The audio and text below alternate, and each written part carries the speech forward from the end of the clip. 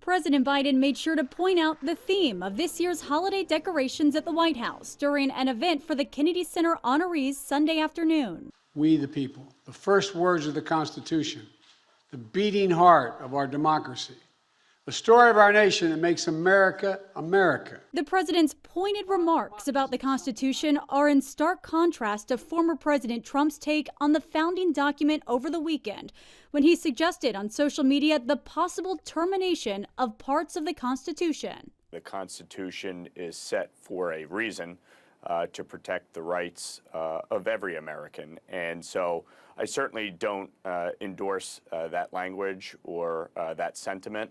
The suggestion also included throwing out the results of the 2020 election or running the race again.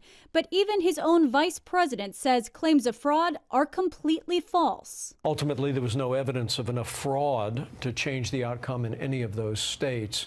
But I think it set the table and set into motion what ultimately led to a tragic day on January 6th. The former president's actions leading up to January 6th will be front and center when the congressional committee investigating that day issues its final report this month. Donald Trump was a guy who just would not take no for an answer from the American people and set about to overthrow an election.